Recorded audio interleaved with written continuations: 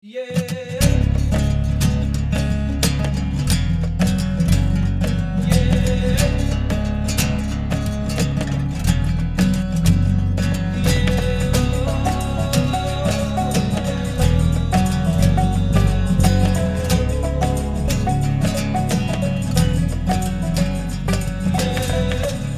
Welcome to this week's Into the Wilderness podcast. Now, I know we said we'd try and squeeze a show out between the last one and today, but it's not been that possible because everyone has been very busy, and I know you've been extraordinarily busy in the last few days, and in fact the last few hours.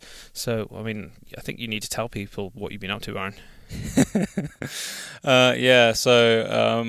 Last 3 hours I've been catching a hippo, which is not, I don't even know what day of the week it is today, but it's not It what is, you in do on a fact, normal Monday. It's Monday. a Tuesday. It's a Tuesday today.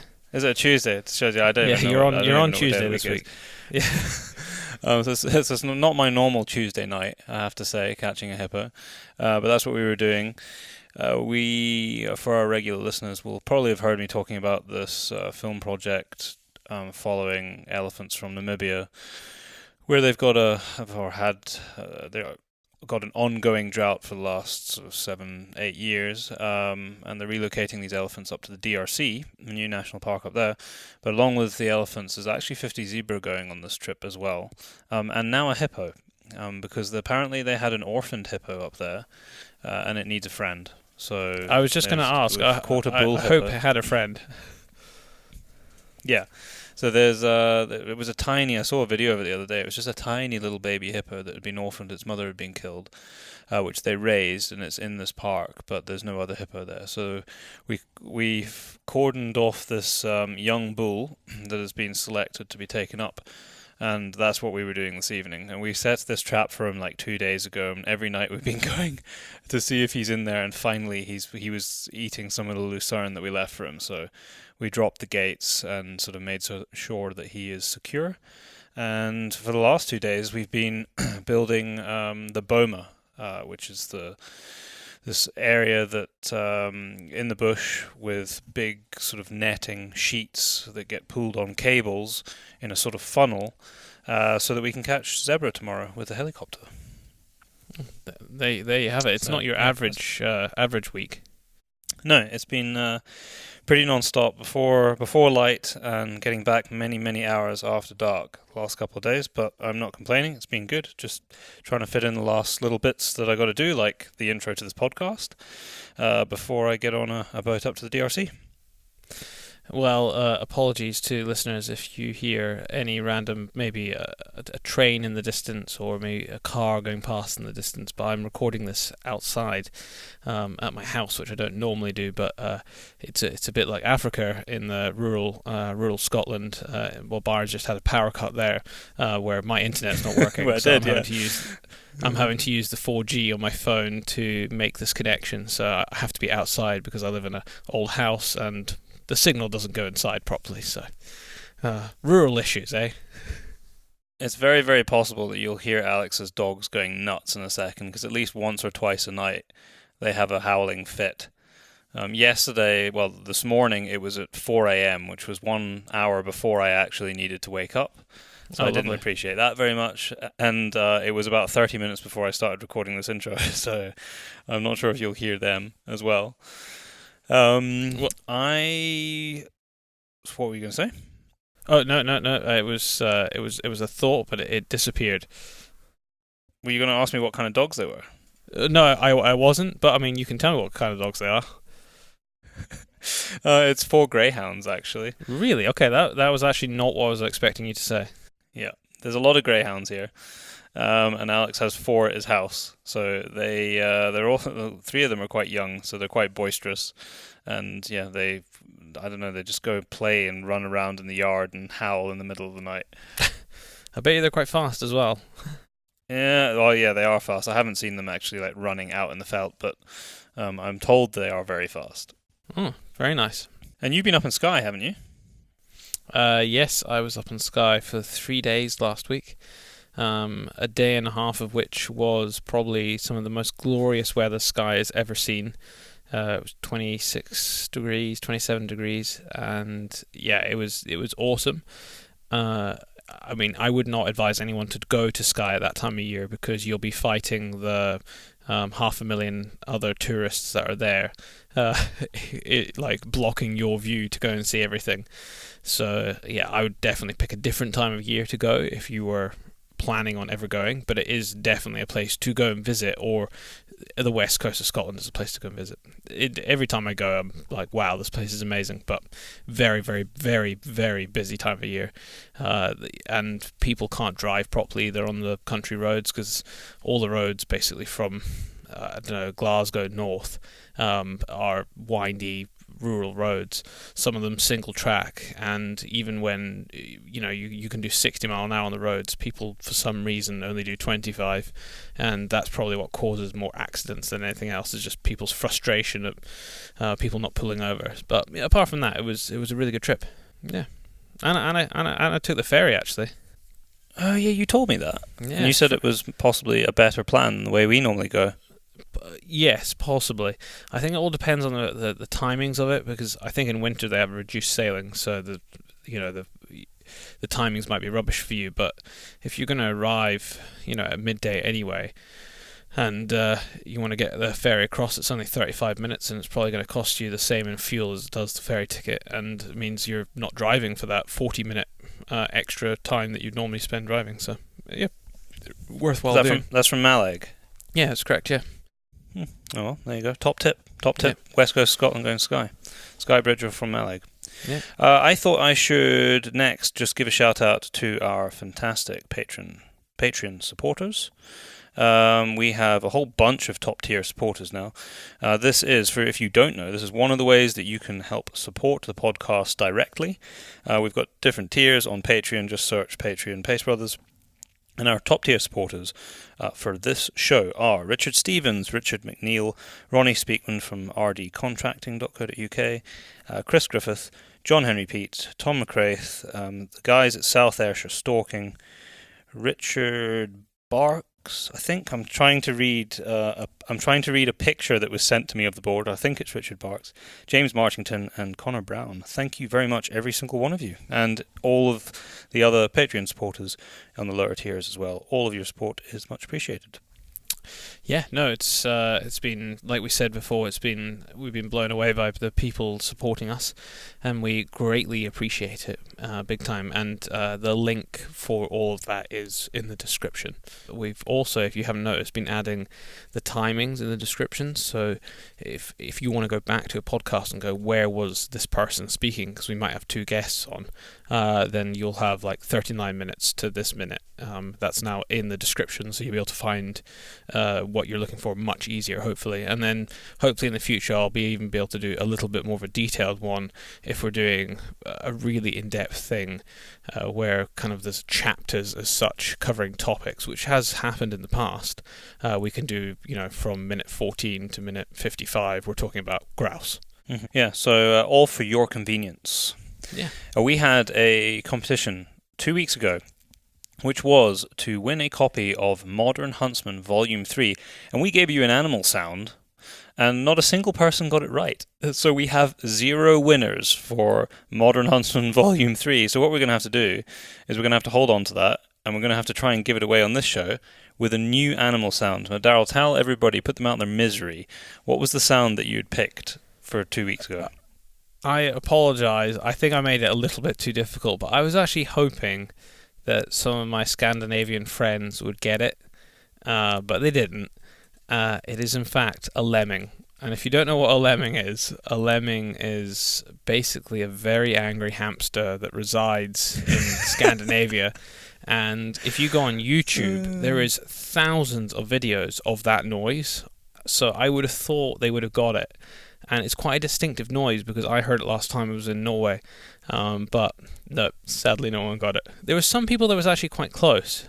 I think we should play it again now, just so that people can hear what it is. So this is what a lemming sounds like.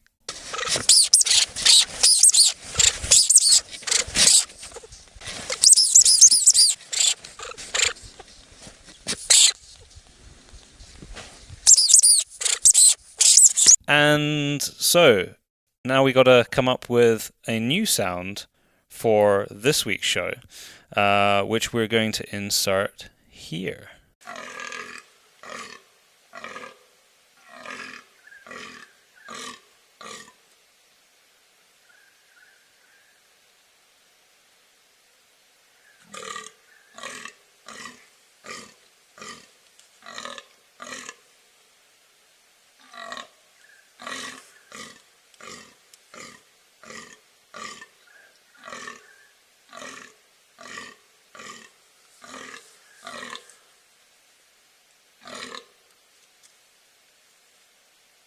So hopefully, at least one person can guess that sound correctly for the show. And if you do, it's going to be a bit easier than the lemming.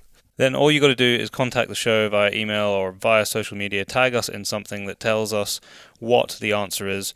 We'll also put it up on our Instagram story and on social media, the actual sound that is, like we did last for the last show, and we will pick the winner at random from all of the correct answers.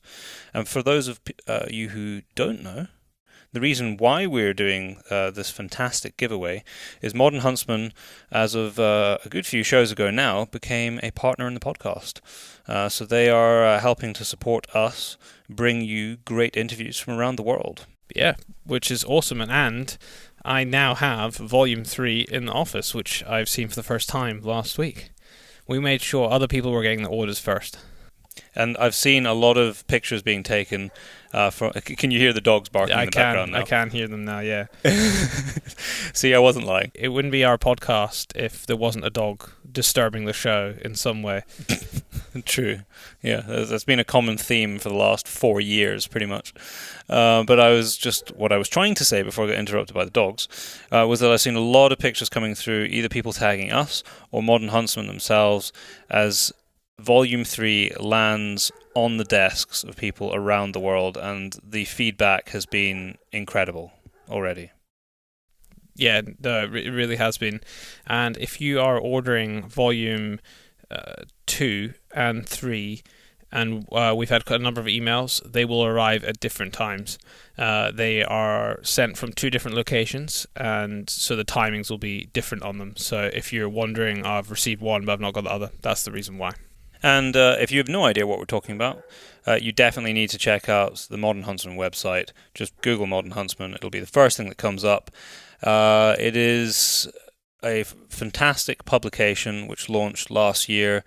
Volume 1 and 2 sort of blew everything out the water. Volume 3 expands on that further. I think it's the best yet. And it is essentially sort of rewriting the narrative of hunting and what it is and why it's relevant in the modern world. So if you like this podcast, you're going to fall in love with the Modern Huntsman publication.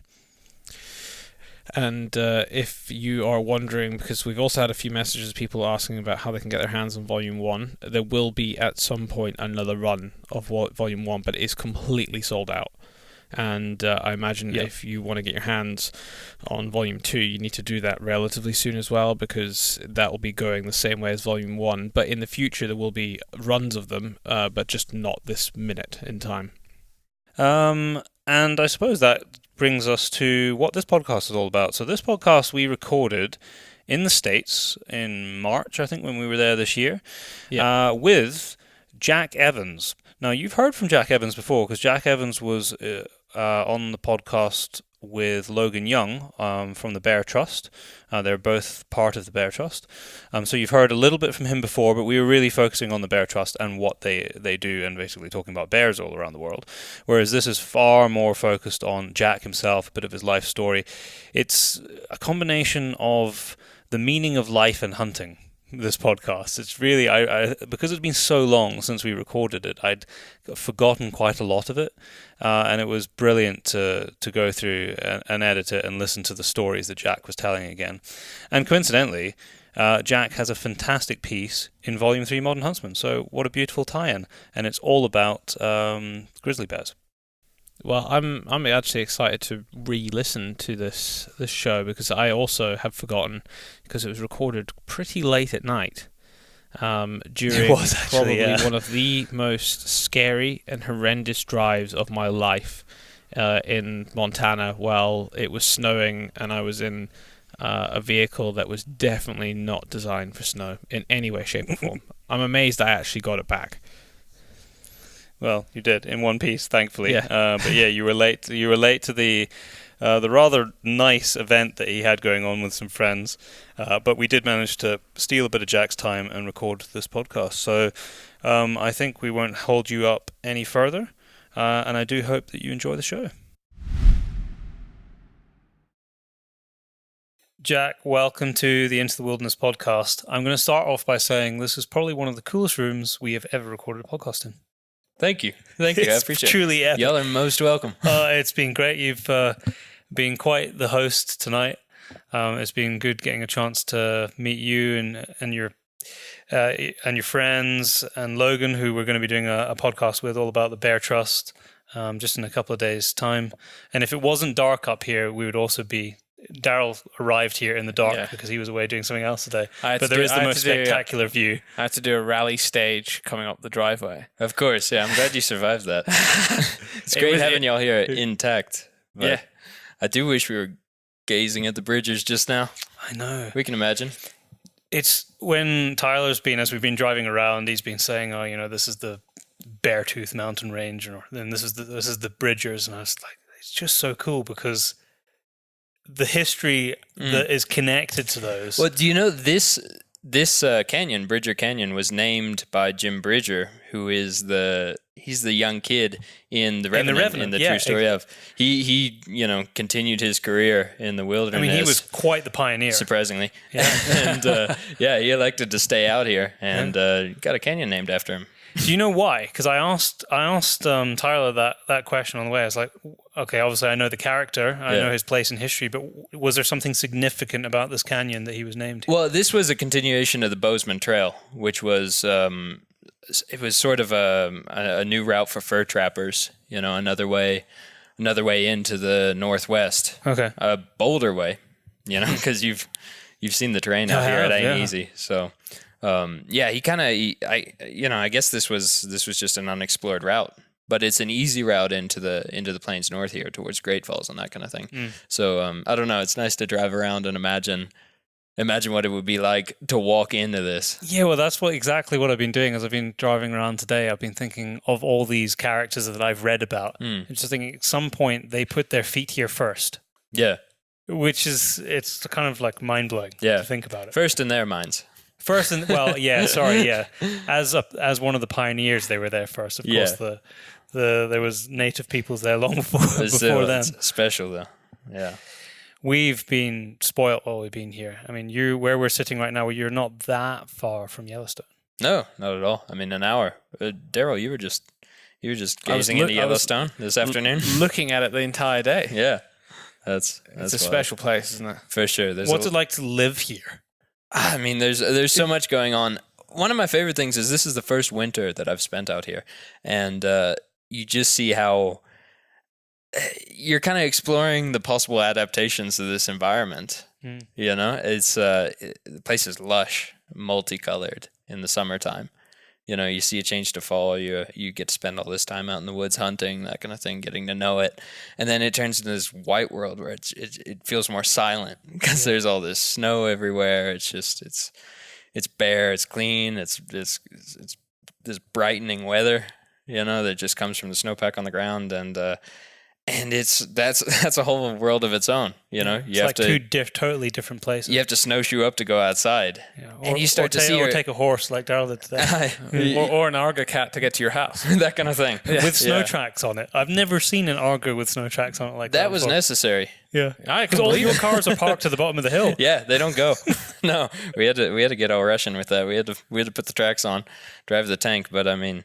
Once you get used to that kind of that different way of getting around, that different way of being out here, you start to see it differently, and to see your backyard change, between worlds over the course of the year. It's spectacular. I mean, it makes this place like constantly alluring. When I'm here, I feel like you always have this energy to get outside. It kind of demands an exploration.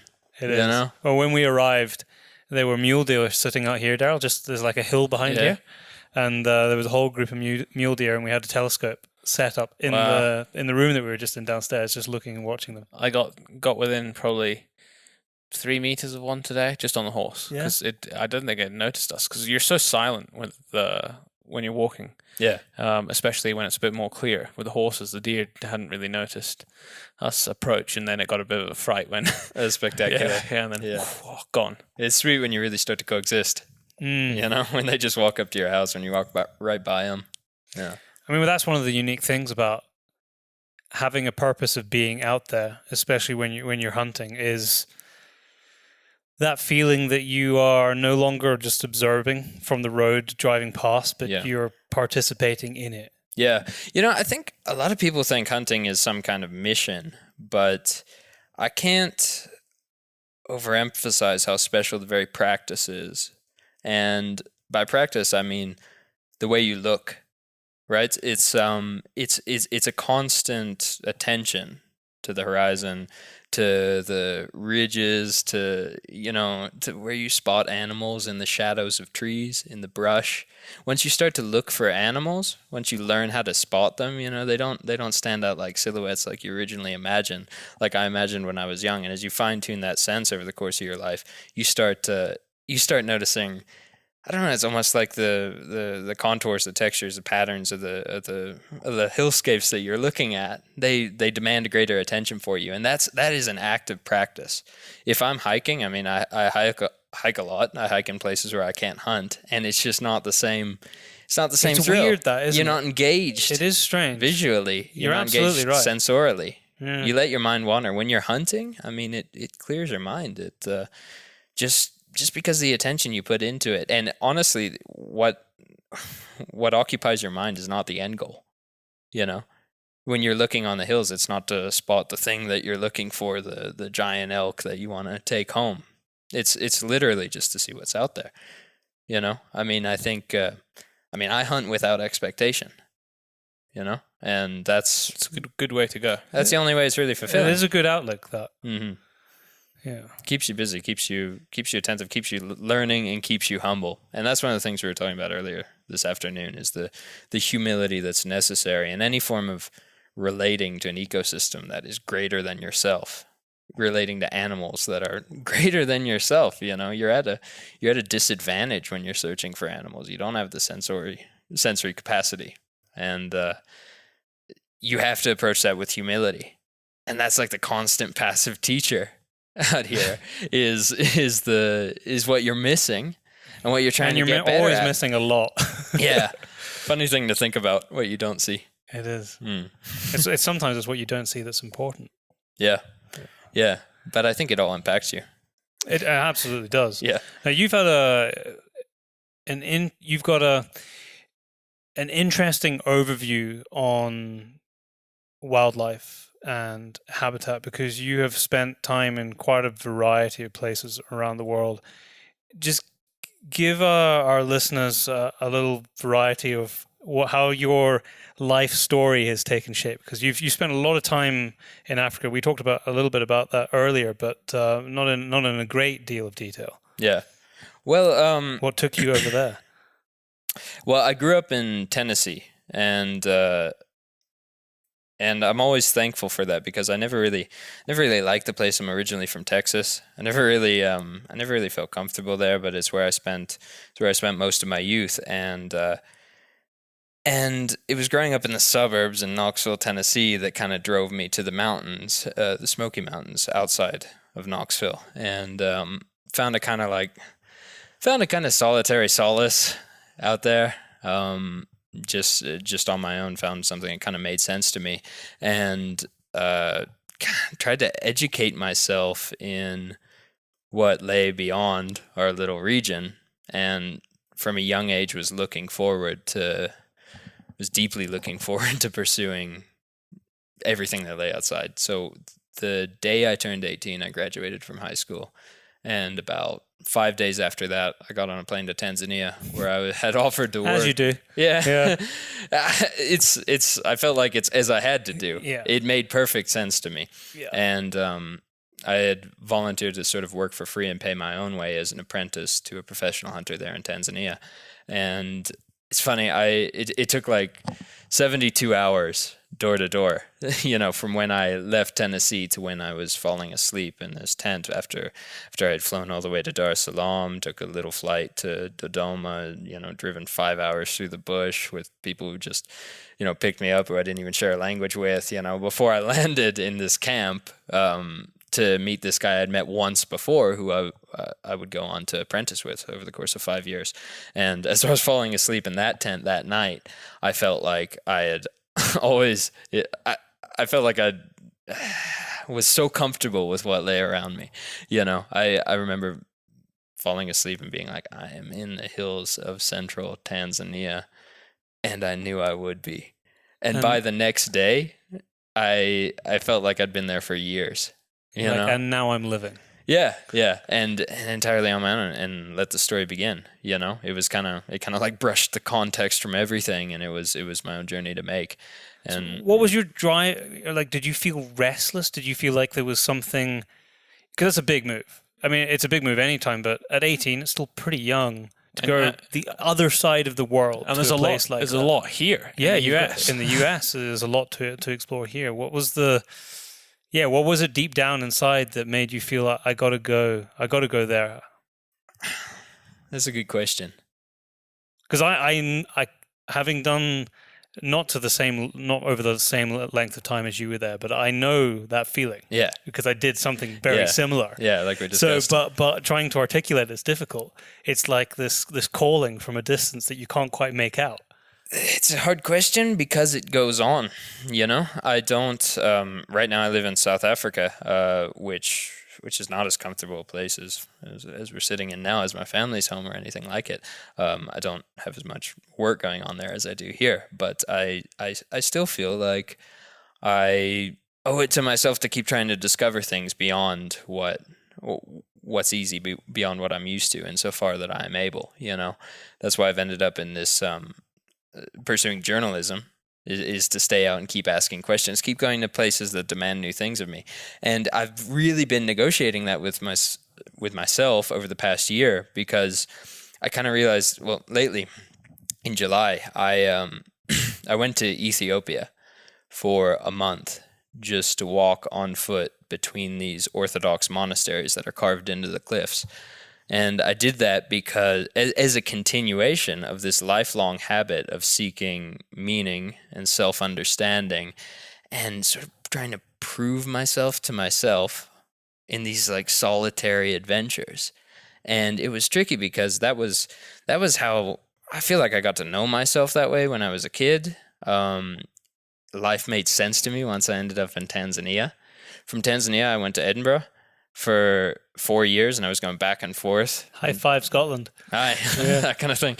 But I mean, I was always moving somewhere, and it wasn't easy. I was fortunate to be able to do it, but it takes a toll on you miss your family. You don't really have any roots, so you don't feel at home anywhere. But I felt like I had to do it. It's hard to explain. When I was in Ethiopia, I went on this insane journey, which it was only after like 15 days walking around the desert in Tigray looking for clifftop monasteries, really hungry because there's not that much food out there. I was eating like cactus fruit and dates, and a jar of peanut butter for like 2 weeks. And it was only on like the 15th day that I realized, what I was seeking here? I finally got the thing that I was always looking for, which is the adventure that I couldn't handle. Right? I was always trying to push it to something that would make me genuinely uncomfortable. Yeah. But of course, I could not prepare for what that would feel like. No, because that's the point. Exactly. Yeah. I discovered it, right? And then I was still like 15 days from Addis Ababa on foot. So you were halfway through. Yeah. And I mean, there wasn't anywhere to go but that forward and therefore back. But I was on my own. And I the very next night, I wrote myself a letter in my little journal in a child's notebook that I had bought, and I had this like nice realization, like maybe I don't have to prove anything to myself anymore. Honestly, I feel kind of complete. I feel like I've made up my sense of self, and honestly, I just miss my home. I can go home now. And the very next day, I was approaching this monastery, one that I definitely wanted to climb into, because these are very special places. These are places that were built in like the 9th century, carved out of the rock by ascetic Christian monks to sort of create a space where you're in the rock, you're separated from the earthly world below, and you're gazing out at the horizon. And really all you can see from these little globes in the rock is the horizon. You can't see the ground. So it's they were made, designed like that. Yeah, so it's made to get you focused on something Wow. vast, right? So it has a strange effect on your mind sitting up there for a few hours, And there was one of these that I particularly wanted to visit just for its remoteness and the fact that you had to like climb an ancient rope to get up there, and then it's lined with frescoes of these monks that were painted in like this natural pigment paint in like 900 and haven't peeled away just because the climate's so dry. I mean, this is a window into like early Christianity, and just mixed with African mysticism and animism even. I mean, it was far out. I really wanted to get to this thing, and as I approached it, it was getting dark, so I decided I'd camp at the base. And that night, I had a little bit of cell service, so I made a few calls, and the sun was going down, the moon was rising up, and there's always a moment of every night where the sky turns from like blue to indigo, and you rarely notice it. Maybe some people go their whole lives without noticing it, but if you're completely still, like I've been before, like in leopard blinds, or just sometimes you're looking at the moon and you notice it flip over. I noticed it this night, and after 1 second, and 2 seconds, and 3 seconds, I just heard, whoop, whoop, right next to me. And I grabbed my flashlight, and I shined it, and there were these 2 coin eyes, right? These 2, like, sickly green little orbs, like 40 meters to my right. And I shined to my, like, behind me, and there's another pair, like 50 meters. I shined below me, down the hill. There's one like 25 meters. And I didn't even look to the left. Right? I just grabbed my pack and my knife and I ran to the left. And in that moment, I knew that I was dead. It was certain, right? It wasn't, and it was strange because it wasn't a feeling. I didn't feel any sadness, In other moments of my life, I've feared for my life, and that's a very big emotional upheaval, that gives you a kick of adrenaline and gets you running. This time I knew I was dead. There was no emotion to it. There was a little bit of regret, like, I'm sorry, Mom, Dad, like miles away and I haven't spoken to you for weeks. Yeah, I'm like, I regret this, I regret what this is going to do to you, but I didn't feel any sadness. I didn't feel any I mean, it made sense to me, and I ran to the left, and I just started twirling my flashlight and barking like a dog and shouting. I had my knife in one hand and my like heavy backpack on. I started running down this shale cliff, like a banshee, knowing that I was dead, but I didn't, I wasn't overcome or anything. I was like, just, this is it, I had one other thought in that brief moment where I was standing still, and it was like, I remember that last time I hunted hyena, when I was an apprentice in Zambia. I helped a guy shoot a hyena, and I'm like, well, this is just. This is karma. This is fair. Yeah. I accept it, Hunter becomes a hunted. And I kept running, and as I was running, I mean, it had taken me like 45 minutes to get up this hill. It took me 5 minutes to get off. I think I somersaulted twice, I was lucky I didn't like eat my own knife there, in my left hand. But flashing my light around, I saw 2 other, orbs, pairs of orbs on the hills. I mean, it's like they were all coming for me. I got back down to the nearest road, and nobody drives on the roads at night there, But I just walked off the road, and I get down there, and I'm like, now what?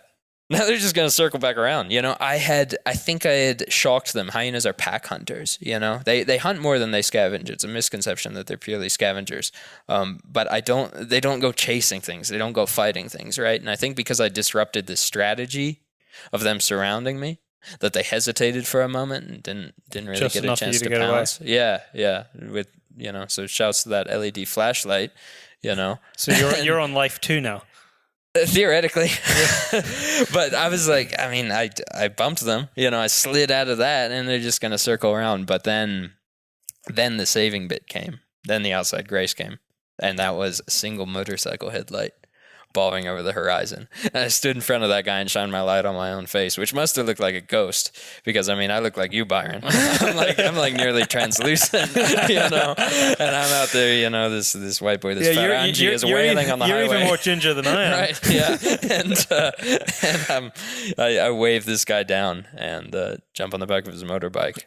What did he speak English? No need. I was like, just give it the bike.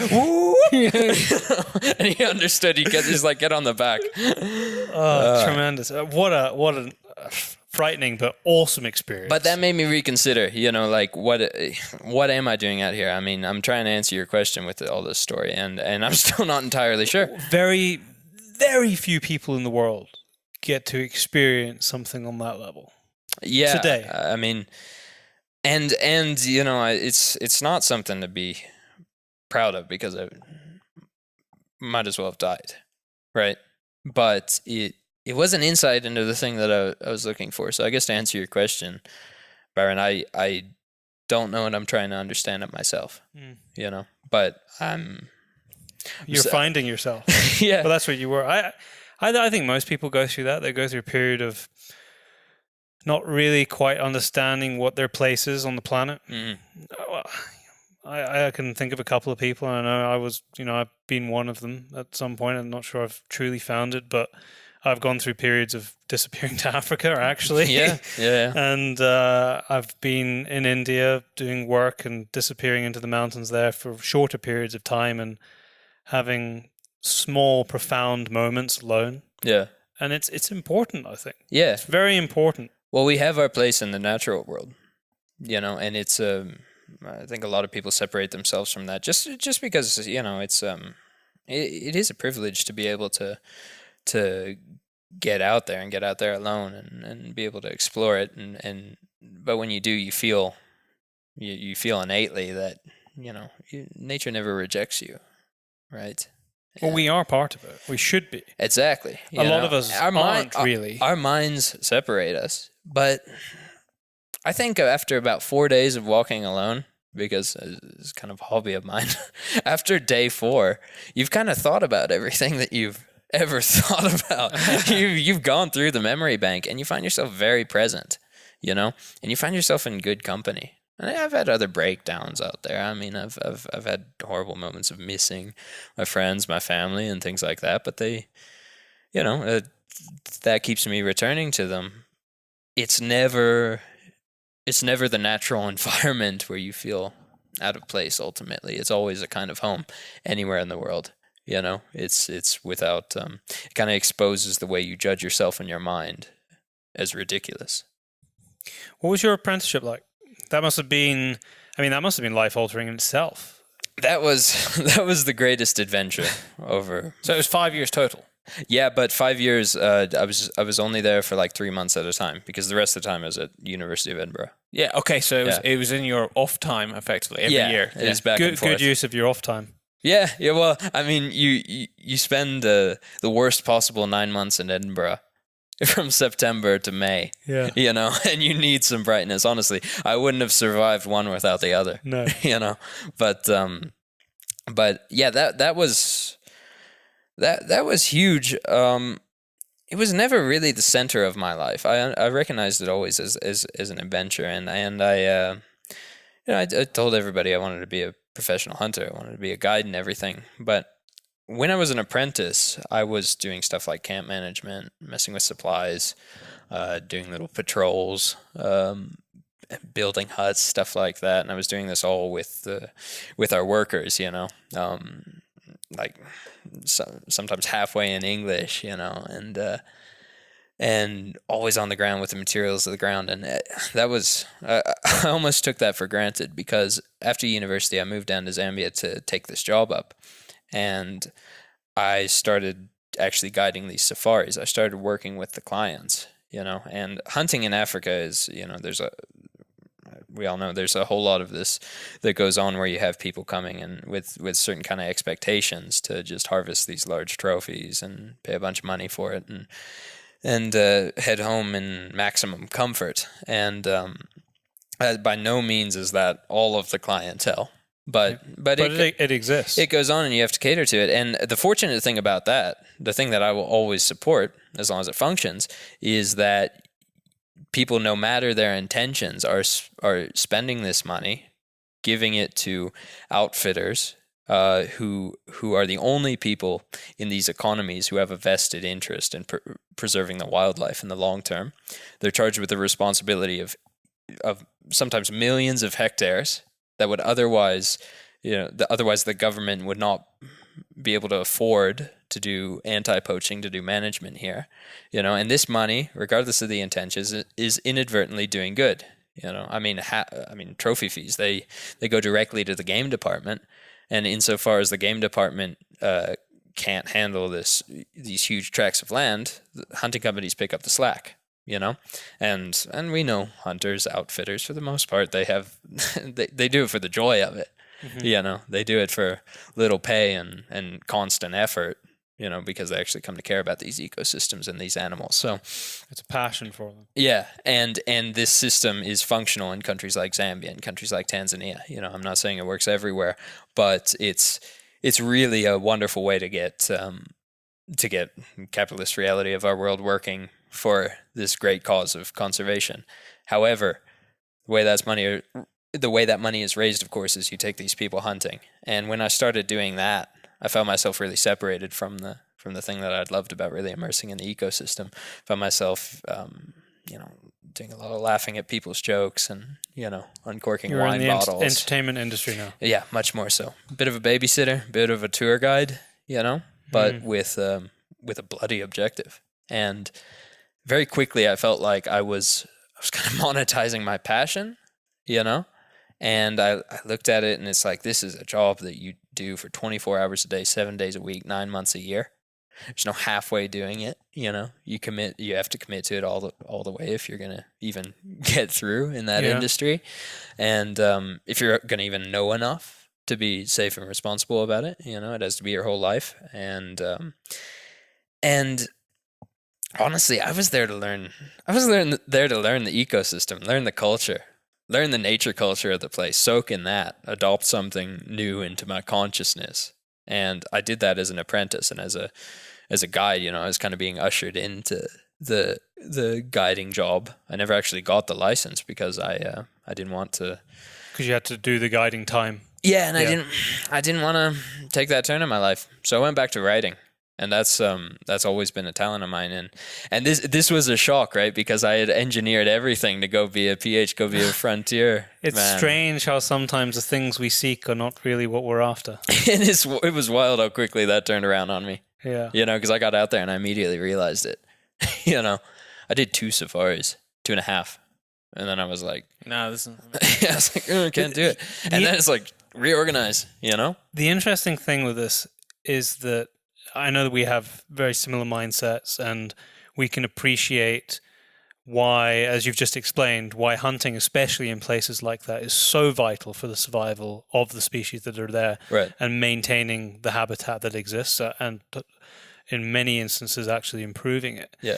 But here we're having this moral battle within our own heads and in our discussion in this podcast with the form of hunting from the individual basis. So it's very easy for me to understand why from the outside, from people who are completely removed from it, who might never go to Africa and who don't hunt and don't fish and maybe never even walk into the mountains in their own country, do not understand that at all and think it's abhorrent. Yeah. Well, I mean, what they're witnessing is the same contradiction that we're aware of. I found that moral contradiction in the way of conducting those hunts. And it repulsed me. However, in the abstract, I still support that form of conservation Absolutely. because And- it works. Yeah, and I have an immense amount of respect for the people who make it happen. You know, they're some of my dearest friends, right? And it's I mean, it's it's what works. I like to think that it is a form of transition to a better world, right? You know, it's taking this reality of things that run on money, of a world that runs, you know, in a lot of ways by the influence of people's egos. It's converting it to something, to a greater good. And so these people who engineer this, who make it happen based on their own passion and their own concern for something bigger than themselves, these hunting guides, these outfitters, these game scouts, these trackers, these skinners, these cooks, you know? They all need a job and a place and a meaning and a purpose. Yeah, and I think they found it, you know, because it is a world of passionate people. You know, it is a world of really insightful, really hyper aware people, and they're doing a great thing. You know, personally, I guess I felt like deep down, you know, when I came to ask myself, what should I be doing? I thought, well, maybe talking about this, maybe writing about this, you know, something that I'm actually good at. I mean, I wasn't like a stellar PH or anything. I had only spent a few summers, and I knew I didn't have the patience with all the compromises to become the best at this. So I thought, let me return to journalism. Let me try to talk about this story in a way it's not talked about, because that's one of the things that was always bothering me, is exactly what we would talk about around dinner, and it wasn't the animals. What did you study at Edinburgh? Politics. And but I tell you what, in my last semester of studying politics, which was immensely unfulfilling. So many people must think the same thing with their degrees they Immensely study. unfulfilling. I did slip into anthropology class Oh, that's cool. called Humans and Other Species, and this was all based on a sort of modern, you know, like post-2000 movement in anthropology based around how we connect to species beyond ourselves, and kind of rejecting this trend, this inhibiting factor of anthropology, of anthropocentrism, meaning, you know, taking everything from our own perspective, our own human perspective. In anthropology, ideally, you adopt the perspective of another society when you're studying another society. Why not extend that to species, right? How could we know the full world if we only have one lens of it? So it's a lot of like mental acrobatics, Yeah, it is. but it requires a whole lot of relating. And I realized almost immediately on like the second one of those classes, this is what hunting is. This is multi-species ethnography. This is trying to understand, trying to see things from the other perspective. You know, you go out there and you try to match the sensory perceptibility of other animals. You try to understand how they move. And you try and think the way they think. You spend the whole time in your head trying to get into their head. Yeah. You know, and I don't mean that in like an acquisitive or combative way. I mean, you try to see the world as they see it. And you do. I mean, you know, you make progress. You know, you start seeing things differently. Yeah, you do. Yeah, your senses change. You start appreciating it. It all comes through the matrix of appreciation. You know, now when you smell sagebrush, you know it. I'm never going to be able to get that's with me forever. Yeah. Today, when we were riding through it on the horses, you could just smell it. The sagebrush. it smells so, and it in terms of photography, it pictures really well as well. I spent so many years reading about sagebrush, and that's a great example of how you can never really understand something until you're there, because I read about it, I see what people say, I've listened to talks that people have given about it, but when I put my hands on it for the first time and I smelt it, Yeah. That's where it's meaningless. That's cool. You can't fully appreciate it until you're standing in it. Mm-hmm. You could buy some sage from Lidl. I think it's different. That's not sage. Yeah, it's different. Yeah, no, that's It's like sage. everything at Little is just a copy. it's off-brand sage. Off-brand. Yeah, I was trying to think of there was a quote. I can't remember who it's from. It's something about your conservation has to happen from with your feet on the ground, or something to that effect. Yeah. You have to be there. It is a practice, you know, and that's why I use the term ethnography. Ethnography is like sort of the acted practice, the field work of anthropology. If anthropology is theory and thinking, ethnography is observation, you know, and hunting is both. It's thinking about it and it's observing it. And I've never studied science or biology, I'd like to one day, but, Maybe with this new job, you will have time to. yeah, or maybe I'll be forced to. Yeah. But it's, I mean, everything I know about it, everything I appreciate about it, comes through observation, and that's I almost like to keep it that way, because I think to try to extend our intellect, I mean, like, how many words can you write about sage? You won't know it any better. No. Right? So, like, yeah, so this practice of hunting for me has always been this this way to leap into relating to. It's not necessarily just the thing you're hunting, that species, right? It's not like I've never consciously thought I need to get into the mind of these deer. I've got to be a deer. Yeah, I got to be the deer. Yeah. No, it's much more about, I don't know, noticing what matters to deer. Noticing it's all intuition based. That form of exploration. It's always you exercise that intangible sense of intuition, and it's something. What's so beautiful to me is that we're actually capable of it. Some of my mentors, some of the people I apprenticed under, even my own father, who's hunted all his life, my brother, who's a very keen, he's got an amazing acumen and amazing intuition for these kind of things. They've inspired me to understand that that you can acquire these extrasensory understandings. It's not all book knowledge. You can feel a leaning in your heart and follow that ridgeline and end up where you need to be, end up at a discovery. That's real. That's the beauty of it. This whole, so many people diminish this gut feeling. Gut feeling is a gross and terrible term for what I'm talking about. I don't know, but it's accurate, But I'm just saying it's so much more beautiful and strange and wonderful to explore. So you went into writing, but how? It's like that's what was the avenues that you sought to undertake that? Well, I had stories to tell. Mm-hmm. And I've always enjoyed that.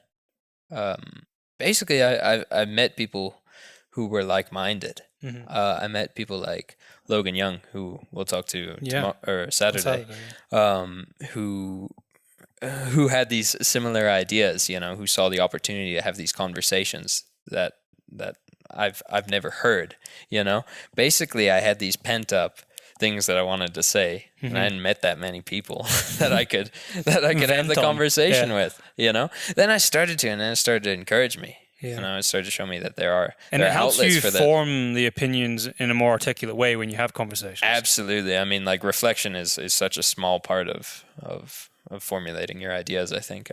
Conversation is where it happens. It's where it sparks. That's where it continues. Have you written your hyena story before? Okay, that hyena story is part of a 28-day slog and emotional roller coaster. And I've had, for 3 months, I couldn't talk about Ethiopia. It got worse after the hyena thing. But I'll send you the link once it's written. I'm starting to make sense of it. I'm starting to make sense of what happened out there. I got really far out. I almost dehydrated. Got a little bit hallucinogenic. Yeah, there you go. and got quite lost. Got saved by some children. Finally ended up climbing this last monastery, which was just insane. Got stuck in a thunderstorm and yada yada. It's So it sounds like that was a proper life-defining month. It was, and one of my friends later on, Dennis McCarthy, I told him the story as best I could. I was still a little manic then. I was still spouting it out haphazardly, and he said to me, the fact that, you've always been pretty articulate and reflective, and the fact that you're so lost and useless at explaining this shows me this was probably the most important thing that ever happened to you on your own. Yeah. And it might take 30 years for you to understand it.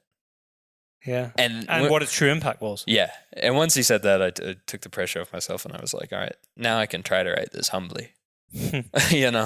So far I'm at like 15,000 words. 15,000 words in. It doesn't even make sense. No. It's Well, I'm still trying to figure it out. one day but- when it's 15,000 words and half a day in. yeah, that kind of thing. Because it's like, oh, what's what's the meaning here? You're trying to extricate like why was I doing that? I don't know. Well, one day when it's finished, I'd love to read it. Yeah, I'll send it along. So where was your first outlet for writing, and what your next sort of vision was for where you were going to take your life after that? Oh yeah, I mean, I've been writing professionally since I was 9. Like on occasion, I published some stuff in Sports Field when I was a kid. Oh, really? Yeah, just I know the publication. I've always enjoyed it. yeah. My first publication was the Lego magazine. Is it? Is it really? Yeah, when I was about 10 years old. Did you write him a letter? I did, yeah.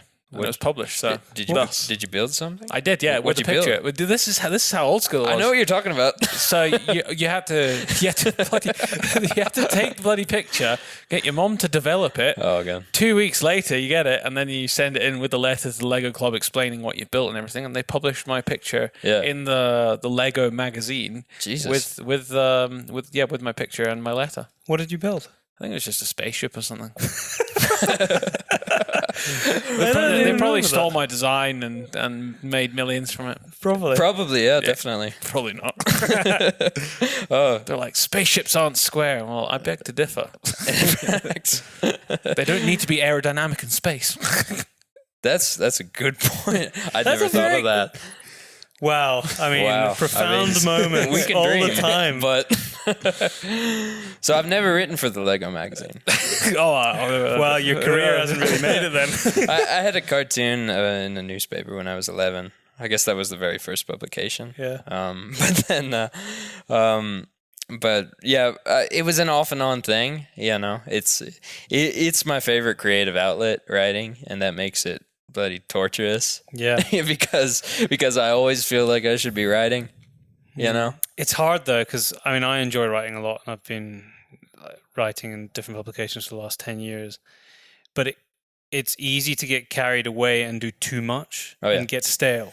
Oh yeah, you just overwrite it. Yeah, you overwrite, and you end up like repeating yourself. And it's like, well, this is kind of shit. Yeah, the trick is to I think is to understand what's important, and Exactly, and that's where I refound a passion for it, was when I binned a lot of the things I was writing about in hunting. I used to do a lot of rifle reviews and that because I love rifles. yeah, But it was no longer important to me. Mhm. What became important was the conservation story, because that's what intrigued me now. Right. And it actually kind of had nothing to do with hunting. yeah, It had everything to do with hunting, because there are great hunting conservation stories. yeah. But the main focus had become the species in the environment. And Yeah. when I found that again, which was like 3 years ago, and that's what I started to write about, Yeah. my writing got better. It kind of hit Well, you. at least I think it did. Like, this is the story. yeah. It's Yeah. like, this is what I should have been writing about the last 10 years. I'd just like to recommend our listeners, if you ever want to see the greatest example of somebody paring down the important things out of literally their entire life, you must read Barbarian Days by William Finnegan. That's a memoir Okay. that only includes what's important all throughout. It's the most inspiring book I've ever read, because it showed me, like, this can be done. You don't have to describe every detail, you know? This is a book about a guy who spent his life surfing, and he tells his whole life story, but through surfing, you know? And there's a lot about surfing in there, but it's about the way his life went, you know? And I found a lot of parallels, because hunting, or at least nature. Yeah, nature. I mean, I don't even hunt that much anymore, but I seek the wilderness. I chase animals. I'm intrigued by it, and it's kind of taken me all through my life. It's the running theme, you know. And in many ways, it's close to the center of the story, always. You know, the most profound things have always happened with nature as a backdrop. You know. I think we can, certainly in this room, and probably the folks and friends who are downstairs, can appreciate how important hunting has been culturally in many countries in the world, and how important it has been to us as individual people, and how important it has been for some of the great conservation successes and success stories of species that were on the brink. Right. But so why do you think it is the case that it is such a hard story to sell to the sort of the general public? Because it doesn't matter what country you're in, it is not something that is particularly palatable. I think it's obvious. I think it's this inherent paradox. What we're doing is getting closer to something by killing it. And that sounds just purely ironic. Oxymoronic, I guess. To get closer to nature by taking it by off. hunting it. And that's something that's a conversation that we don't hear a lot, It's one we were having earlier this evening, and it's refreshing because I think we should all struggle with this contradiction, this apparent contradiction, as we sort of develop as hunters, as outdoorsmen in any way, fishermen should struggle with this. We should always be reflecting on this kind of thing. Why do we do that? Why does that make sense? And that's been my question over the course of my life. It's like I was telling you earlier, when I found that when I started hunting alone, I started really sort of getting it because it removes all the social context, Yeah. When I was a kid, you go hunting with your dad, and a lot of it's about Spending being time with under your the dad. gaze of your dad, in a good and a bad way. And when I was alone, I started having my own, pure experience with it, which was raising my own questions, my own doubts, and they were just coming out of space. There were things I never thought of before, right? They were sparking like creativity. They were coming from another place. They were coming from the outside world, really blending with the outside world, really confronted to it, and really confronted with the amazing fact that if I fully immersed in the ecosystem of an animal I was hunting, really tried to respect it, which is necessary. If you're on foot alone, you don't know much about hunting. You have to learn your way through it. You have to learn this respect. You have to learn this acumen. You have to find the animal. If you kill it, that's an amazing thing. It's an amazingly difficult thing. And I would do that, and I would find that I didn't feel bad. To the extent which I felt bad, it was anthropomorphism. It was like all poor thing maybe has a kid, but I mean, elk don't. They don't bull think like elk that. don't care about their cubs after a certain few days and everything. That was just kind of projection, of our human senses. I didn't feel bad deep down, and I started wondering, I'm either a psychopath or death is not a bad thing. And I'd ride around on this truck in Africa worrying about this. Right, and you see, there's a lion chewing on a zebra. You think about wolves that kill their own cubs to keep the herd or the pack safe. Well fed, everything like that. You think about bears killing bear cubs to have their primacy. You look at the exchange of life and death in nature, and it's not sad. It's not sad. I mean, our human emotions and attachments that we put make it sad, and that's fine. Those are noble. I'm not decrying those, But it leads to this great question: is there morality in nature? And I think, honestly, it's led me to believe that morality is a human invention, and it's a damn useful one. It's a vital one. There's nothing wrong with it. There's nothing small about it. It's an incredible thing that we created in order to get along with each other. To have this empathy. To get over our worst leanings, to create a better world. And we lift each other up through morality. But I think death has this negative connotation. I mean, of course it will always make you sad if you lose someone you love, but I don't think it's the end. That's what hunting showed me. Death is not the end. It's nothing really to be feared. Loss is to be grieved. Death is not to be feared. Because it's part of the cycle. It's part of the cycle. And that's, I mean, the cycle is the way of explaining it. I mean, I didn't feel it. I did not feel the sadness from something going if it was hunted. From a zebra that was hunted by a lion. It's not sad. And if I properly hunt, an elk all the way, I don't feel sad. Now, I have shot things before in a rush. It was easy. I didn't connect with it. I didn't connect with the animal, the ecosystem. I didn't give it any respect. I just shot it. It's something you do when you're younger. And I feel bad about that because I feel like I was consuming or wasting, If you shot something that wasn't really necessary to shoot, it's consumption. That's wrong, That ain't right, just functionally. And also, it should touch you in your morality. But this exchange of life and death, if it's really worked for, if it's really immersed in, what you're doing there is you're going out into nature and you are existing on its daily plane. You know, animals' business day involves life and death. And if you get in amongst that, you're not betraying anything. You know, you're getting to the ultimate scale of you're really relating to it. I think some animals like we were talking about bears earlier. I'm not sure if you can fully, I don't know, this is different for everyone. I know some people can sort of find their relatability and their communication with certain species through things like intuitive communication. You know, people can profoundly relate to dogs. You know, I don't need to go dog hunting to really kind of understand what my dog thinks, because we have this special relationship. But take bears, for example. You know, like a solitary male bear, he spends his days walking around in the woods alone and hunting. So if I'm going to understand him, what am I going to do? I'm going to go spend my days walking in the woods, solitary, alone, and hunting. And in Alaska one time, I had probably the most striking experience of my life after hunting down a bear like that. And it just felt so wild and so right and so opening of my heart to have acted like a bear and been brought into contact with a bear, you know. And I happened to kill it instead of it killing me. But I mean, it was like I was right amongst the ecosystem. I remember after I had my hands in this thing, after my hands were covered in blood, I looked up and I stood up straight and I looked out at the sky at this endless tundra on the Alaskan Peninsula.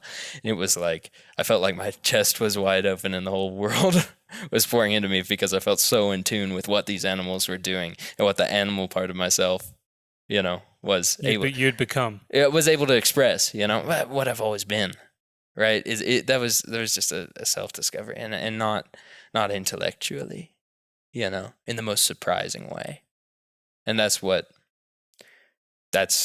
makes me want to keep hunting. It's something, I mean, you put it incredibly well, and I think it's something that most people, well, I hope most people who hunt will be able to grab glimmers of relatability to. Oh, can you? I think it's I definitely can. But it's such a deep experience that it is so difficult to explain that unless you've done it.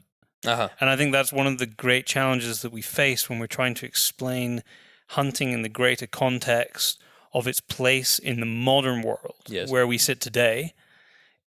It's easy to look back in history and people kind of take it as given. Yes, of course people hunted. But you don't. Why do you need to do it today? Right. And explaining what we've just discussed to your average person who hasn't experienced that is so hard. Yeah. Because we can talk about the numbers and the statistics and the science behind using hunting as a tool for management. But from an individual level, participating, it's everything that you've just explained. That's where it lies, though, is individually. I mean, the hunting community spends a lot of time, a lot of effort, a lot of words, a lot of communication on explaining the rational greater good of this thing as a conservation program. But killing is nothing small. You know, violence is intensely personal. You know, and it's all about the intentions that you go into it with, and the things that, in the ways that it affects you. We wouldn't do this. Nobody would have ever dreamed this up as a conservation scheme. No. Right? It comes from a personal drive, something that some humans are drawn to, you know? And it needs to be discussed individually. It needs to be explained individually. And it's always going to be a hard thing to communicate because, you know, you only really get it when you do it, you know? So it's going to be it's always going to be a hard battle fight. Yeah, but I mean, all the best things are like that. I mean, it's simple. You never know why people spend all this money on skiing until you're flying downhill. You know, that's a good analogy, actually, and a good comparison. Yeah, but underlying all of it, what we do still has to be right, and by right, exactly. I mean it has to be contributory. Yeah, our impact can't be negative. Yeah, it has to be generative. Irrespective of the deeper connection to it, it wouldn't feel like that if we were having negative impacts on the environment or the species. That's true. It comes right back around. I mean, even it's connected. Yeah, I think it's our duty as hunters. It's our duty as humans to be aware. You know, That's the key. of What the you just consequences. said there, it's our duty as humans, and I think we're very guilty in the hunting community as making it all about hunters. Yeah, making It's it a our sport, duty right? as human beings to be responsible. Yeah, aware of what goes on, and I think if you're dutifully aware to the best of your ability, if something starts having negative consequences in the way that you know, it won't feel the same way. No. You know, and I have felt that. I mean, that's what took me out of the safari thing. I was like, this doesn't feel right because I know what I'm doing here. You know, even if I was enjoying it, or you know, whether I was enjoying it or not, it's the awareness of the consequences. You know, that will invade your emotions. You know, you can't just deny those. You can't just bury those. I mean, for me, the point of hunting is in large part to dig up emotional realities. You know, it's profound moments. It's profound connection, emotional realities of myself and of other animals. You know, see what's possible, feel what's possible, and that's different from a path of consumption, right? That's different from a rationalization of acquisition. Yeah. Yeah, or this like trophy lust, or this or you know, this ego chase. We've talked about this a couple of times recently with various people on the podcast, but we seem to be cornering ourselves sometimes in the hunting community while we scrabble for justification in the greater context to always bring it back to the food aspect, because it's a very easy discussion to have. Yeah, I killed it, I eat it. Do you also eat meat? Yeah, I do. Okay, well, this is more ethical than your farm produced whatever. yeah. It's kind of it's the easy card to play. That's part of it, but But it can't be everything, right. because that doesn't really have much to do with the funding of conservation. Yeah, exactly. Because a lot of the animals that bring in a lot of conservation money are predators. Yeah. But that's not the story either. It's not about the conservation money. I hunt bears, and bear is not tasty at all. I've never tried. Well, actually, no, we tried European bear. That was actually pretty good. It was quite good. Was it? Yeah. It was smoked. Okay, I just cut this thing out of like its thigh. Yeah, okay. Yeah, it was terrible. It was very well prepared, the Okay. stuff that we had. And we didn't eat a huge amount of it. But Well, there you go. I didn't. no, we weren't given much of it. Oh, okay. Although I would have gladly eaten more of it. Yeah, but I mean, I hunt predators for a different reason, not because it raises conservation money. If I wanted to, if I wanted to just give money to conservation, I'd do it more directly. I'd do it without taking a bear out of the ecosystem. You know, if that was the only goal. So you can't rely on that as an explanation.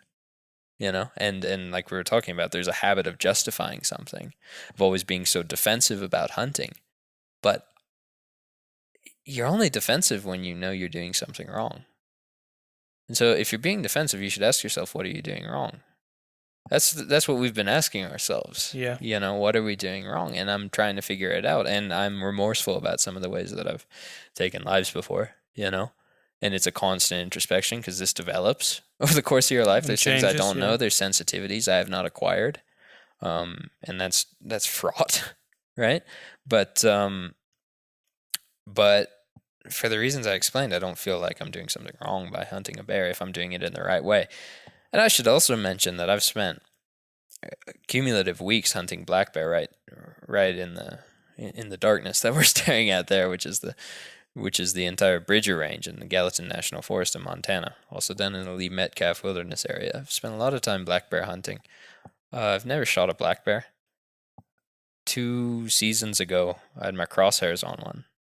In fact, this bear, my brother had spotted it weeks before, and he knew I was only in town briefly, and he was like, "That's Jack's bear. Jack should go shoot that." You know, so I went out and chased it. I knew it was out there. You know, he had described it to me. It has this big, like, sort of chevron of white on his chest, kind of thing, like a blondish color. And I had a great hunt. I was out there totally alone, and I kind of started talking to this bear while I was out there. You know, I was just sort of speaking in my mind or maybe in words too. I don't remember. It's sort of communicating like if we'll cross paths, we'll cross paths. Show me where you are, I'll show you where I am. We'll see.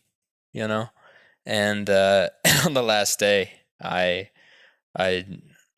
forget. I think I spotted some movement and I circled around to where I thought it was. And intuition carried me. First I'll take a right here and then a left here and then a right here. Just pure by sense of heart. And all of a sudden I come face to face with it, like 50 yards, and it's sitting there like a black bear does in this sunny meadow in the middle of the day where they like to sun.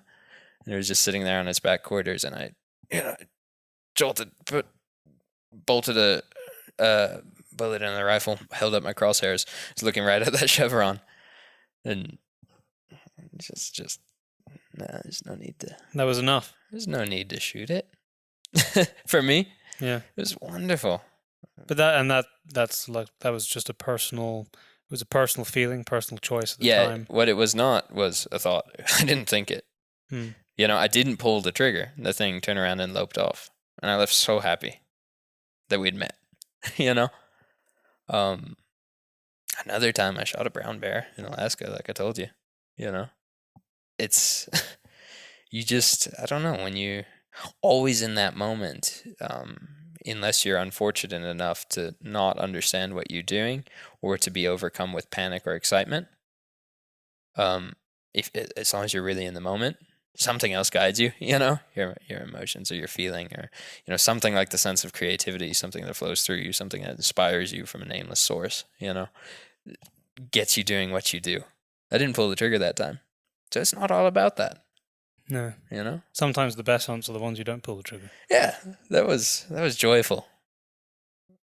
Where do you think we're headed, generally speaking, with regard to wildlife globally and our ability to maintain what we have at the very least? Because it seems that everywhere we look, every newspaper you pick up every week of the year, there's another story of another species that we're pushing to the brink. Right. How are we going to readdress that and fix it? Because like we were talking earlier on this evening, 20, 30 years ago, the big buzzword was sustainability. Mm-hmm. We got to keep doing things in a way that is sustainable. But we have many species that we don't, if we just sustain what's here right now, it's game over. And the trick to that theory is that we need to keep doing things the way we're doing them now. Yeah. Which hides the fact that in the aggregate, that's a degenerative slope, right? It just means, let's be able to still build whatever we want, wherever we want, and eat whatever we want and farm whatever we want, Because we as humans have, we have the biggest impact on this planet. Yeah, exactly. And we're not, we are not separate from nature. We are as animal as anything else, but our intellect is unique. It's not necessarily superior, but it is massively impactful, and we've organized ourselves in such a way that we affect the planet pretty much more than any other species in terms of relative change over time. And so, it's almost an impossible question. Well, no, but the question is what we do. It's conservation. Yeah. you're. But we have to act. There are some, there are groups of people out there who think that the solution is to basically leave things alone. Ring fence it, don't touch it. Right. And I think we've gone too far. We're too far down the road not to play a role in the management of this landscape and everything that's in it. I don't think that was ever I don't think we were ever meant to be separate from things, to have to quarantine ourselves or quarantine anything else. I think we have this intellect and this ability to impact things for a reason. And to the extent that we can impact things negatively, we can equally impact them positively. And that requires an innovation. That requires basically an evolution of our thought, a complete reversal of what we're using our power for. Use it for good rather than evil, And not to bring any kind of morality. Not a superhero type. Yeah, you use it for something generative rather than extractive. Yeah. And that has obviously been tricky over over our species history, but it all starts with recognizing our place in the ecosystem, which is unique, taking responsibility for the impact that we can have, and sort of changing it, sort of evolving it. Now that is just the question of conservation. That is what don't we do? We got to change everything, right? So let me run by you kind of a crazy idea I had. Go for it. Shoot. This isn't the answer. Shoot from the but hip. tell me what you think of this. I've been I'm wondering. intrigued. So, because I approach this from a position of like, what does it mean? You know, I kind of believe that we have everything we need to create a better world. We're just not, you know. So what do we do with this? And by we I mean every living organism. You know, I'm an optimist essentially, but how are we going to turn this around? Well, wolves, right? They will eat one of their cubs if they know it's going to be a hard winter. You know, if they know there's not going to be enough food for the pack, if they know they're overpopulated. Wolves obviously have emotions like love, they have connections, things like that. But the mother will eat the cubs. That is a wolf. That is a mother wolf doing something like abhorrent to her, sacrificing something, you know, probably harder than sacrificing herself, killing her cub on behalf of a greater good, on behalf of a result she can't even see, right? Something down the line where there's more food to distribute. That's incredible. I think they can even understand that's incredible. We think we have a monopoly on you know, on looking into the future. I think we're one of the only species, possibly the only species, who sees time in this linear way, who can't reconcile time and space as being the same thing. And so we're the only one that conceives of a future, right? But I wonder, somewhere deep in our animal selves, because at a certain level our consciousness overlaps with that of wolves and everything else, right? I wonder if there's something in us, some way to access beyond all our egoism.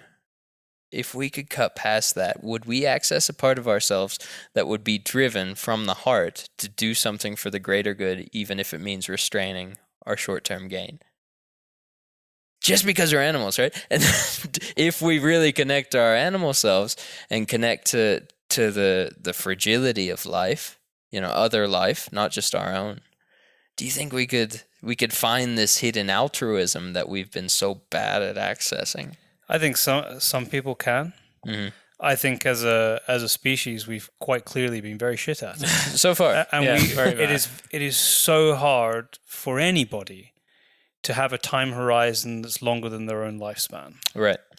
And so, you know, 100 years isn't a long time in the grand scheme of things, but we can't even have a 100-year view. Yeah, we don't act for that purpose. Yeah, well, we've mentioned this a couple of times in terms of hunting organizations at home and the kind of view they should be taking and the kind of stances they should be taking and the vision that they should have. It's far too short-sighted. Right. It needs to be, you know what, it should be a 10,000-year view, but I know that that's going to be completely impossible to conceive, but it needs to at least be a 100-year view. Yeah.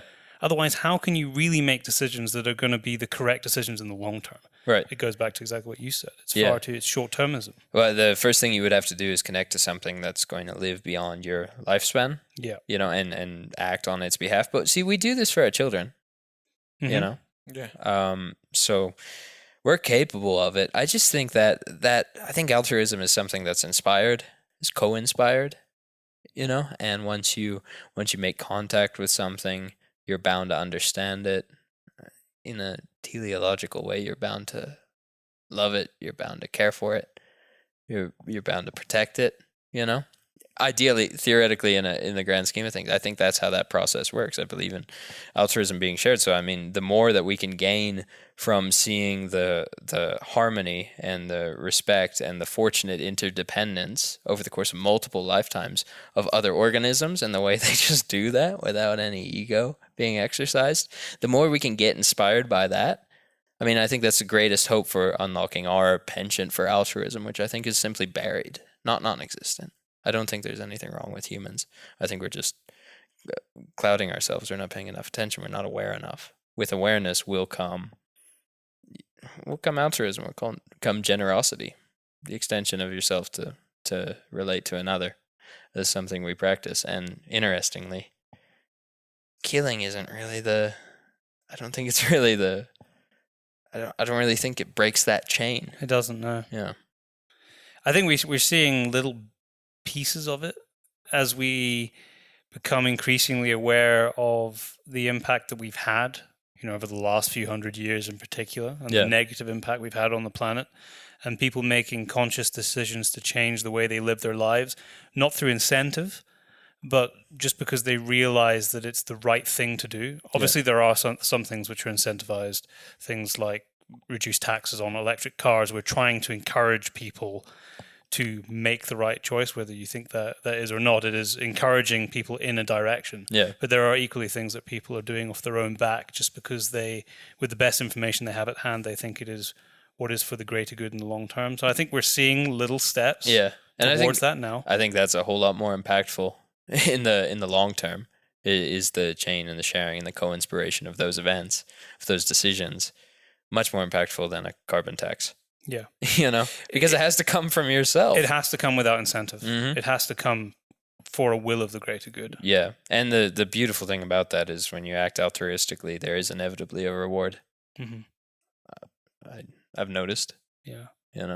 It's a little bit like that saying, what do you do when no one's looking? Yeah. Because that's really who you are. Yeah. And that is without incentive. And to bring it back to, we're at a stage in our human evolution, in our existence. We're living lives where we're still trying to figure out how to do good. We're not even always clearly at these crossroads. We're still trying to figure out what do I even not do, right? Yeah. There's a quote by Aldo Leopold that Keith Belford from Boone and Crockett Club, told me the other day.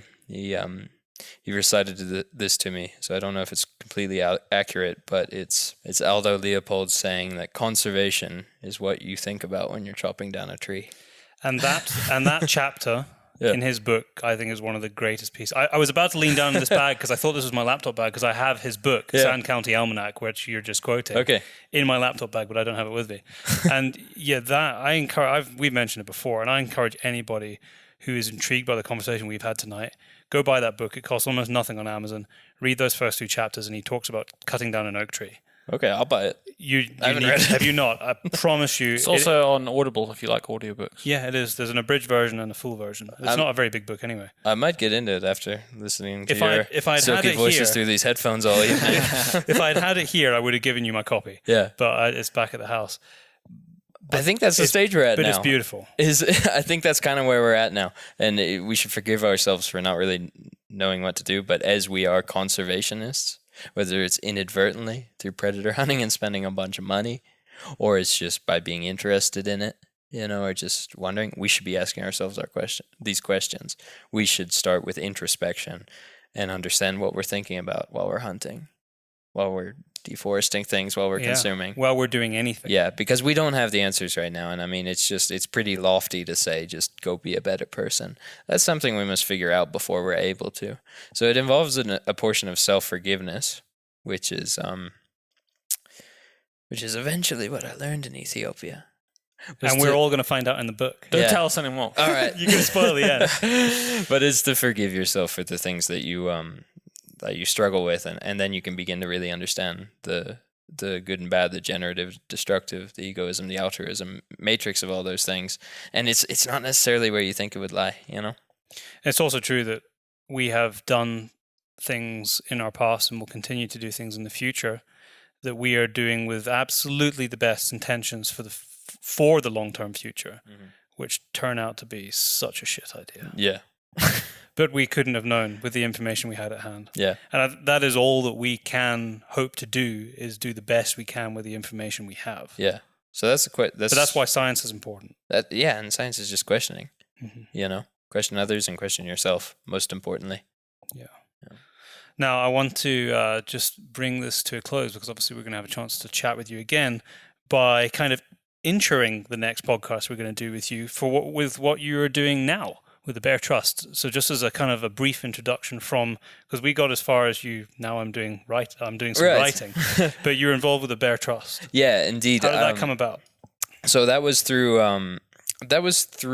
meeting a few good friends of my father. My father and I share a sort of preoccupation with these ethics about hunting, the morality around it, and the hunting industry is a big one, and it's not everybody in it I would consider a friend, right? But he's involved with the board of the Bear Trust and introduced me to some people who were really like genuine, committed, introspective, sincere, non-consumptive hunters. And one of them, by the name of Charles Smith, in 1999 founded a trust for the conservation of all 8 bear species all over the world, and has been raising money for it and running education programs in public schools in the United States and a little bit in Canada, I believe. And they've been raising a lot of money to apportion out to conservation projects. They are not a hunting advocacy group, and it's not pushing an agenda of hunting like so many other hunting-related conservation organizations. It's about bears, and I felt like I could really start talking and learning, about conservation through working with them, because the whole point of our communications is to return, step past the conservation debate between humans and focus on what it should really be about, which is bears for us. We do spend a lot of time talking to each other about things that, in terms of groups. Yeah, exactly. And conservation is.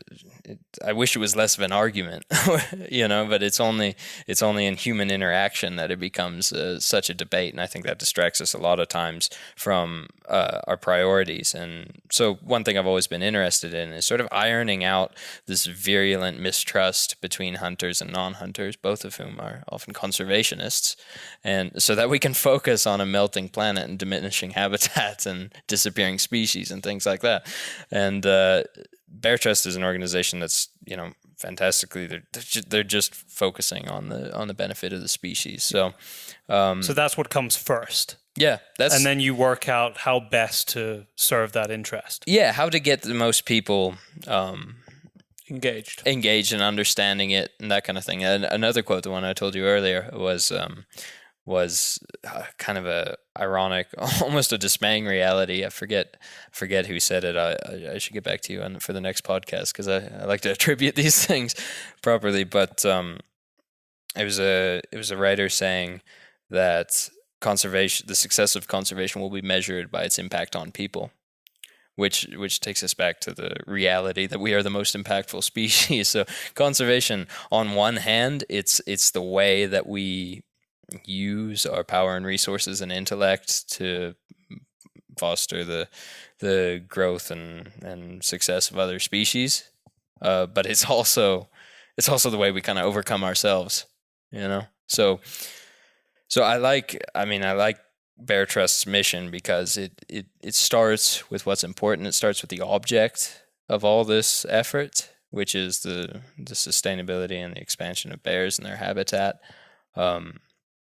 But it's a platform to talk directly about how to communicate this to others and how to get people on board and understanding where their priorities are at. And so the big project we're working on is a magazine that should come out at the end of this year that'll touch on the centuries of human-bear relationship that we have to learn from. All the art, music, poetry, mythology, ritual, interaction, hunting, reverence, communication. There's a lot to go on. Yeah. The human-bear relationship is a fascinating one. There's nothing I'd rather be researching, beyond my observations as well. I think it's great to have an organization that is starting from the species first. Yeah, absolutely. That's as a start. That is the starting point for your conversation. Exactly. It's not working from people down; it's working from the species up. Yeah, it's not coming from the standpoint of a hobby or an industry. Yeah, or even an aesthetic. We're gonna try to create an aesthetic around this, an honest one, so that you can get people to buy into it. But right now, we're just a fund. We're just a bank for that hands out money to people doing excellent work in Malaysia and Ecuador and Canada and North America. And to the extent which we're involved directly in our own programs, we educate children about ecosystem management. I think it's a really humble and unobtrusive, unarrogant approach to conservation, and it's something that myself and Logan Young, who we'll talk to on Saturday, are trying to really develop in a clear way. That's going to be a fantastic conversation to have.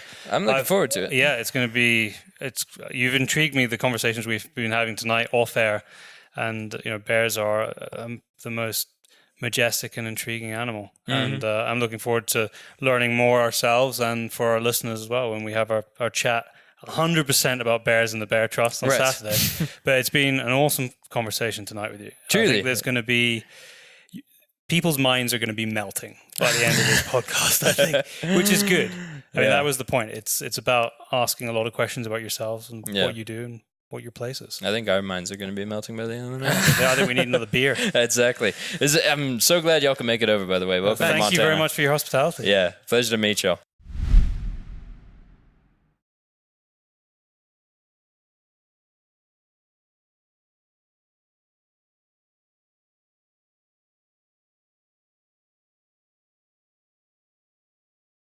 And that's it for another 2 weeks, because I don't think we'll be able to record another show at all. Am I correct, Byron, in saying that? I'm not sure. I mean, don't worry, people. The way Daryl said that, it was like you weren't going to be getting a podcast. But there is a whole podcast recorded, but I'm just not sure whether we'll be able to record our intro together, but possibly. So I get on a boat to the DRC on Thursday this week. It is currently Tuesday. And then it's like 4 or 5 days with no comms. And then I think there should be Wi-Fi in the hotel that we're staying at in Kinshasa. But there's no guarantees because it is Africa and it's the DRC. So I'm not sure. We might be able to. We'll just have to see. I will be around, I think. So if we can, we will. But we have a great podcast. In fact, mistakenly, we were supposed to put this podcast out on the show you're listening to right now, but we didn't. We picked a different one, but it doesn't matter. You're just going to have to wait 2 weeks for another excellent podcast, which is one that I recorded when I was exactly where I am right now in Namibia 2 months ago with Alex Olofsson. And on that podcast, we talk about all manner of things. It's focused on big game largely in Africa, but also the incredible backstory of his family and his father, who essentially invented game capture. And amazingly, the capture method that we're using tomorrow to go and catch zebra for the Congo, his dad invented. So it's this beautiful sort of parallel and continuation. His dad sadly passed away a few years ago, but Alex and his family and his mom are still here. Sort of carrying on what he started, which is amazing. That's the podcast that you're going to hear in 2 weeks' time, and very relevant to what's been going on. Well, some of the discussion is very relevant to what's been going on at home, I believe, from what I've seen in the news, because it seems that trophy hunting and big game hunting in Africa in particular has been making the headlines in a very negative way, and I think that we probably address quite a lot of that in this podcast. So 2 weeks and you'll get to hear that. Yeah. Well, I think we still also need to record a show covering also the news of the banning of certain trophy hunting people, or safari outfitters, I guess would be the best way to describe it, from the NEC. From the NEC in Birmingham. For our American listeners that don't know that, because it probably hasn't really made it across there, is basically one of the very large shows in the UK called the British Shooting Show has had forced upon them a ban of safari outfitters that offer trophy hunting. And they've... Our good friend Tomo Svetic, who's actually been on this podcast, he was one of the outfitters that was banned from going. Oh, wow, I didn't realize it was Tomo that was banned. Well, there you have it. There's someone that has even been on the show that was banned from going. Yeah, so there you go. I wanted to just remind everybody about the competition, which is to win a copy of Volume 3 Modern Huntsman. Modern Huntsman being the partner of this podcast. In fact, you'll even see them now on the podcast album art. So if you haven't looked at that for a while, go check it out, because Modern Huntsman are on there.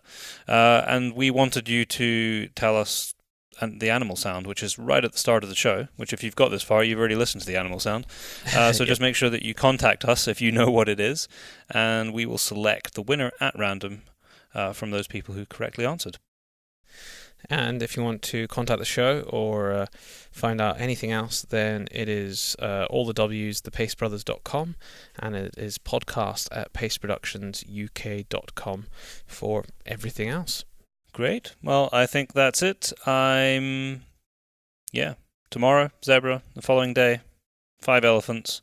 And then I get on a boat to the DRC. So hopefully I will be able to speak to everybody in 2 weeks' time. But if not, don't worry, I'm sure I'm fine and you'll hear from me soon.